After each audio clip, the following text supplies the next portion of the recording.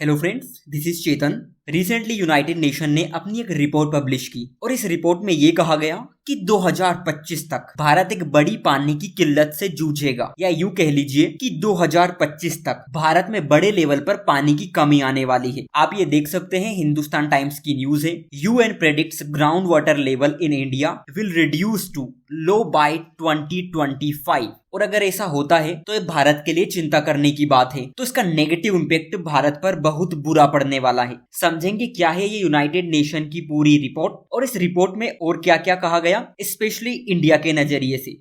Friends, इस report का title interconnected disaster risk report 2023 है और इसे यूनाइटेड नेशन के institute for environment and human security द्वारा पब्लिश की गई। और ये रिपोर्ट बताती है कि भारत में इंडो गैंगेटिक जो बेसिन है वो पहले ही ग्राउंड वाटर डिप्लेशन के टिपिंग पॉइंट पर पहुंच चुका है और 2025 तक आते आते जो ग्राउंड वाटर की अवेलेबिलिटी है वो काफी कम हो जाएगी। आप ये देख सकते हैं कि भारत का ये हिस्सा इंडो गैंगेटिक बेसिन है का पार्ट है। इसका मतलब है कि इस वाले इलाके में 2025 तक जो ग्राउंड वाटर की अवेलेबिलिटी है, जिसे हम भूजल उपलब्धता कहते हैं, उसमें भारी कमी आने वाली है, क्योंकि ये क्षेत्र पहले ही भूजल की कमी के चरम बिंदु पर पहुंच चुका है। फ्रेंड्स, चरम बिंदु मतलब टिपिंग पॉइंट का मतलब ये है कि हर चीज की एक लिमिट होती है। इसी तरह हमारे अर्थ सिस्टम में भी इन्वायरमेंट की एक लिमिट है और इन चीजों में अगर अचानक से बदलाव आते हैं तो इनका हमारी पारिस्थितिक तंत्र, हमारे जलवायु पैटर्न एंड ओवरऑल इन्वायरमेंट पर इसका नेगेटिव इम्पैक्ट पड़ता है। जैसे अगर ग्राउंड वाटर में लगातार कमी आती है तो कल से ऐसा हो सकता है कि हमें पीने के पानी को लेकर भी जद्दोजहद करनी पड़े।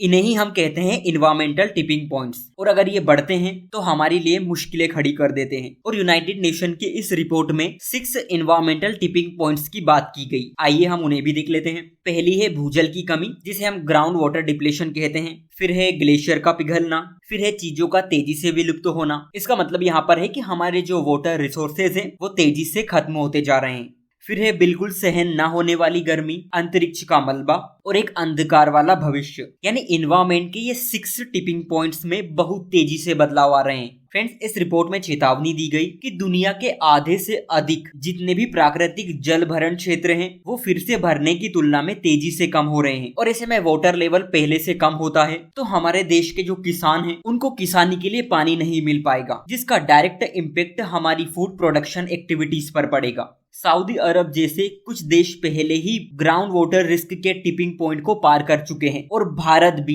इससे ज्यादा दूर नहीं है। फ्रेंड्स, आप सभी जानते होंगे कि हम ग्राउंड वाटर विथड्रॉल का लगभग 70% एग्रीकल्चर में यूज करते हैं और एग्रीकल्चर के लिए ये रिसोर्सेस हमारे लिए इनफ नहीं है। और ऐसे में ये सोर्सेस सूखे के कारण जो हमारे एग्रीकल्चर में घाटा होता है उसको कम करने में महत्वपूर्ण भूमिका निभाते हैं। लेकिन ग्राउंड वाटर लेवल अगर ऐसे ही कम होता रहा तो इससे दिक्कत खड़ी हो सकती है और जलवायु परिवर्तन के कारण ये चुनौती तो और भी बदतर होती जा रही है। फ्रेंड्स, आप सभी को पता होगा कि भारत अपने ग्राउंड वाटर का यूज करने वाला दुनिया का सबसे बड़ा देश है और भारत कितने बड़े लेवल पर भूजल का दोहन करता है उसका अंदाजा आप इस बात से लगा सकते हैं कि अमेरिका और चाइना दोनों मिलकर जितने पानी का यूज करते हैं उससे ज्यादा भारत अकेले कर लेता है। भारत की पॉपुलेशन भी लगातार बढ़ रही है और जो इंडो गैंगेटिक वाला रीजन है वहां पर एग्रीकल्चर प्रोडक्टिविटी काफी अच्छी है जो पूरे देश की फूड सिक्योरिटी को इंश्योर करते हैं। ऐसे में अगर ग्राउंड वाटर डिप्लेशन इसी तरह जारी रहा तो वाकई ये हमारे लिए चिंता करने वाली बात है, क्योंकि इसका नेगेटिव इम्पैक्ट हमारी रोजमर्रा की जिंदगी,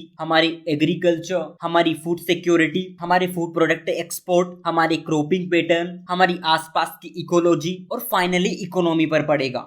सो आज के लिए इतना ही। Thank you.